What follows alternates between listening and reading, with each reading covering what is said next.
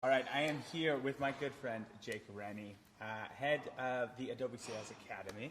And Jake, I want to talk to you about this idea of revenue efficiency. It's been brought up a lot at this conference, and specifically around, there's also a lot of talk of kind of this downturn in the market like coming up, this impending doom, so to speak.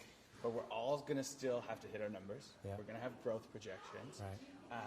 If you have to trim the fat, like how do you do that? And how do you focus on efficiency instead of just filling the top of the funnel with more leads? Yeah, well, I think we definitely can be preparing for this right now, and it's something that we all should be doing, whether the market is there's an impending doom in the market or not. And the idea is it starts with this thought of I've never regretted under hiring or slowing down my hiring process. I have always regretted hiring too soon or over-hiring my reps, especially in startup environments, because we burn through cash. That's the fastest way to burn through cash. And one of the issues is that sometimes we try to solve problems by throwing more bodies at it. And I say it that way specifically because we just throw more people at it, and we think if we get more reps on it and more reps on the market and creating more pipeline, we're going to solve our problem. But in fact, our customer acquisition costs goes up. Right. And then we start to increase that CAC, and what happens is we run out of runway, and before you know it, we got to lay off 40-80% of our sales force. That's a problem. So on the flip side, think about this to answer your question. Is you've got your core performers, and then you got your high performers, right? And you got to figure out first, how do we bring them tighter and find where the gaps are in the top performance, and start mimicking what great looks like.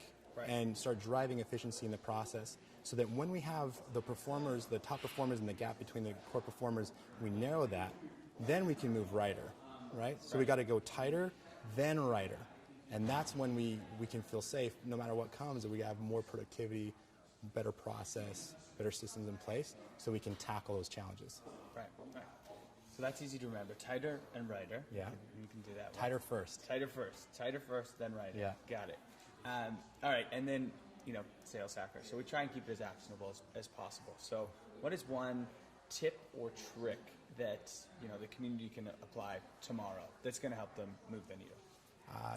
On the same topic, really, it's to do this, you need to trust your data. So be tracking the data between the behaviors of your reps, measuring what you're doing. By trusting your data, then you can measure it. If you're measuring your data, then you can identify where the gaps are. If you can identify where the gaps are, you can start scaling efficiency.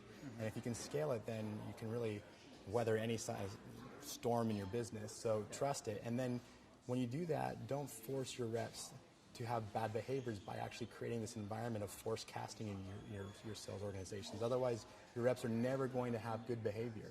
They're actually going to try to hide deals from you. So teach your reps to trust data and create an environment where rigor allows for that as well. Yeah, force casting. I love it. Trademark Jake Reni. Yeah. Love it, man. Always good catching up. Yeah. Thanks.